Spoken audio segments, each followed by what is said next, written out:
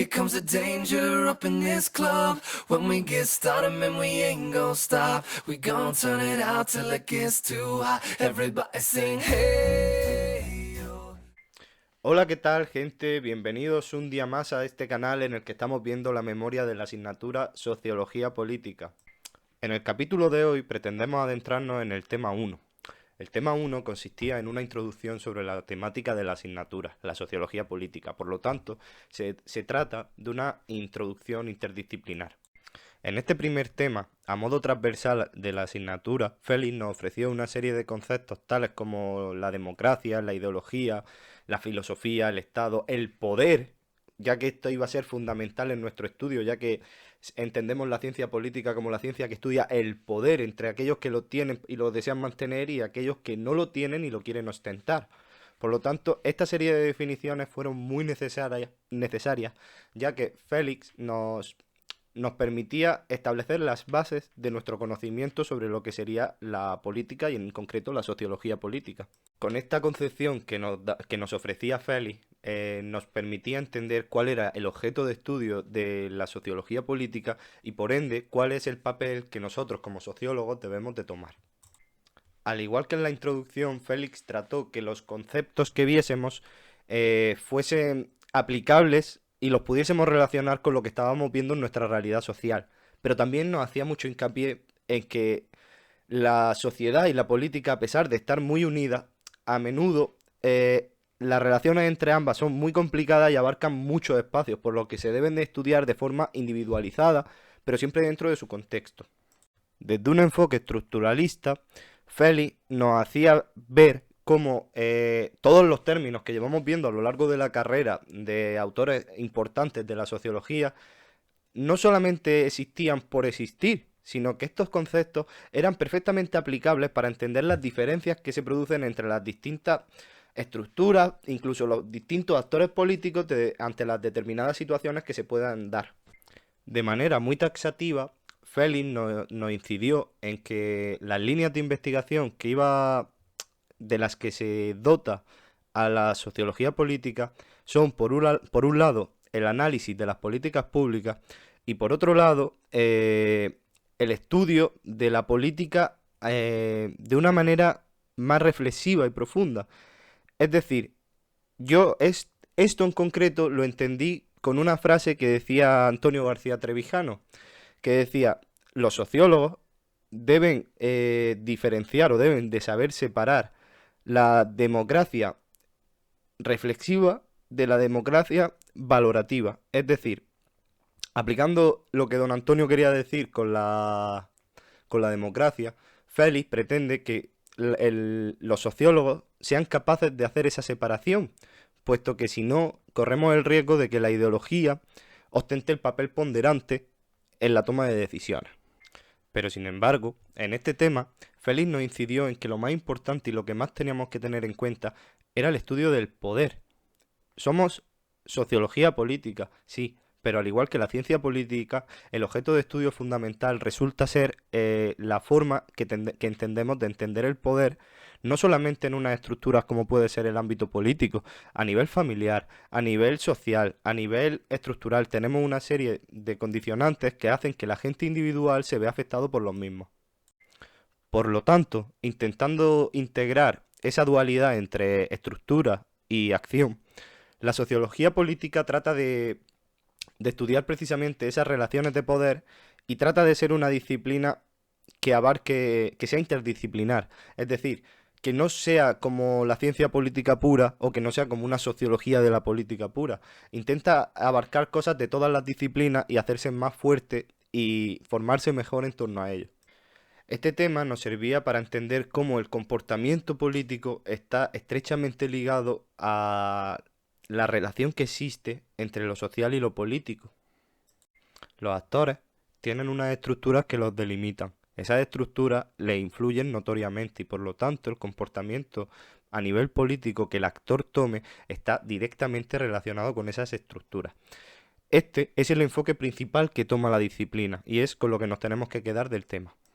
Para entender el origen y cómo se desarrolló la disciplina, Félix nos hizo pensar y recordar los orígenes en la Revolución Francesa, que realmente es el origen de todos los estados modernos, puesto que se cambió el paradigma en determinadas naciones y todo cambió y realmente se generaron las bases para considerar naciones como democráticas.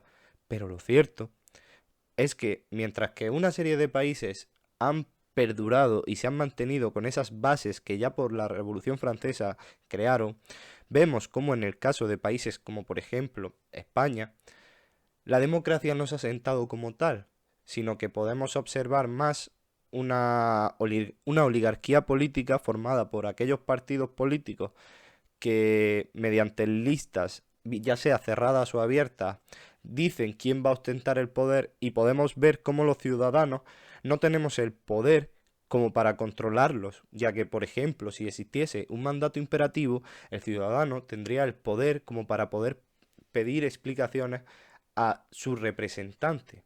Pero claro, para que el representante sea tal, debería de existir una separación de poderes.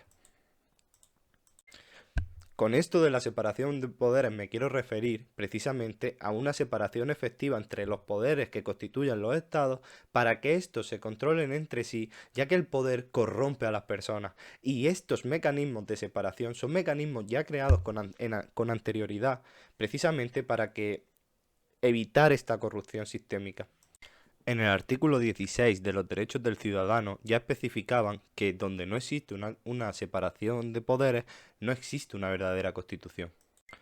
Por lo tanto, este tema resultó fundamental para entender que la disciplina no solo tiene un componente sociológico, sino que también tiene un componente político y jurídico fundamental para entender la misma, puesto que si en este posmodernismo voraz en el que vivimos, el mero hecho de rechazar todo lo que hemos construido como Estado implicaría incluso rechazar la legalidad que por la que se han construido todos estos estados.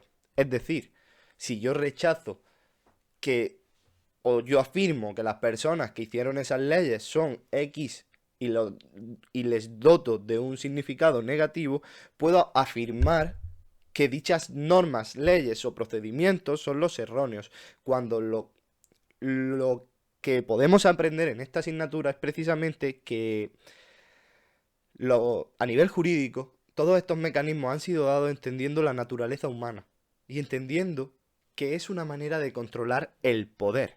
Es decir, entendiendo la democracia como una forma en la que el poder estuviera en manos del pueblo, lo que vivimos, por ejemplo, en nuestra nación es taxativamente una comprobación de que no es cierto. Nosotros, los ciudadanos, no tenemos el poder como para poder pedir explicaciones a aquellos que nos representan. Y como yo he podido aprender, y espero que todo el mundo pueda aprender, no existe una representatividad tal en España, puesto que nosotros no elegimos a nuestros representantes. Se nos dice mediante listas cerradas o abiertas cuáles son y nosotros podemos elegir. Pero eso es a lo que se le llama democracia. No significa que sea la democracia que autores como Antonio García Trevijano o incluso los padres fundadores de los Estados Unidos o la República Francesa dieron.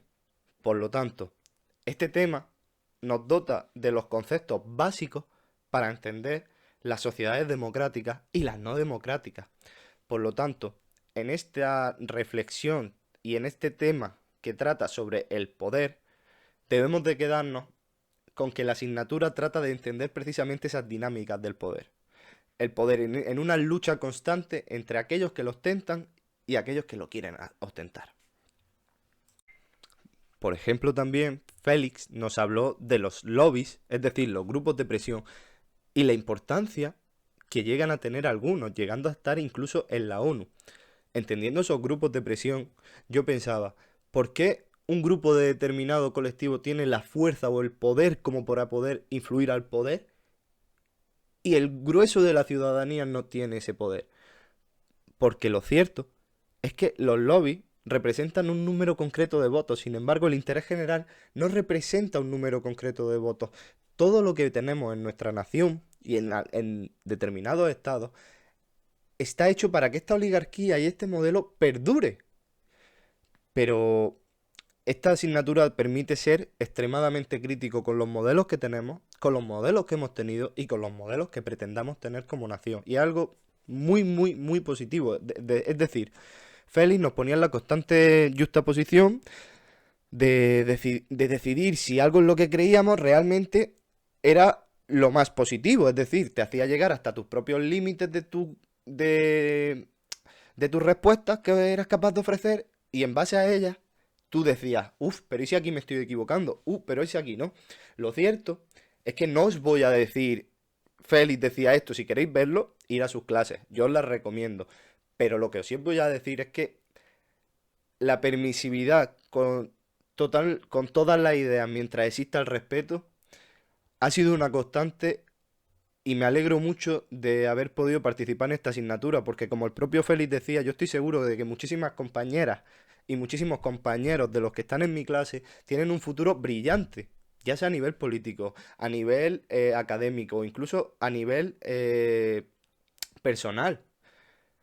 Y hemos podido mantener realmente unos debates impresionantes en clase y se ha podido mantener el respeto, lo cual demuestra que es posible mientras exista la voluntad.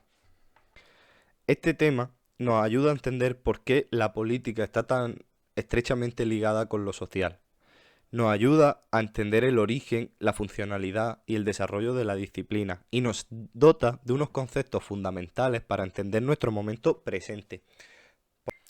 A modo de conclusión, me gustaría dejaros aquí dos citas que a mí personalmente en el transcurso de la asignatura me ayudaron a entender el momento presente que vivimos en España.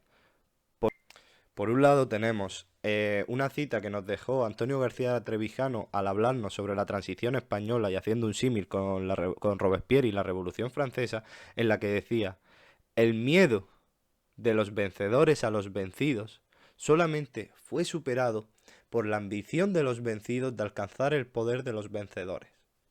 Y por otro lado, a mí me sirvió mucho una frase que escuché en un debate de Jordan Peterson y Zizek, que decía, una vez divides a la gente en grupos y le golpeas unos contra otros, es muy fácil asumir que todo el mal en el mundo puede ser atribuido a un grupo.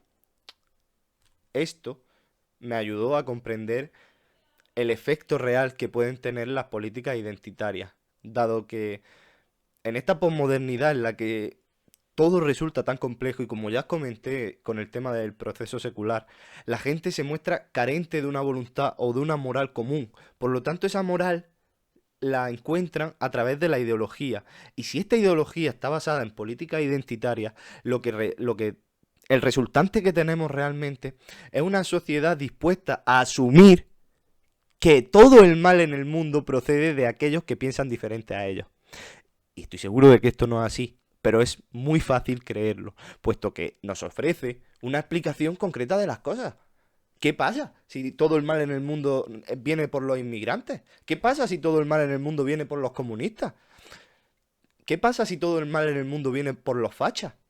Al final, tenemos que darnos cuenta de que la realidad es muy compleja y al igual que la propia sociología política debemos ser interdisciplinares y ser capaz de analizar a todos y todas las estructuras de manera individualizada, aunque tengan concordancia las unas con las otras, por lo que este tema resulta muy enriquecedor. Y con esto vamos a cerrar el tema 1.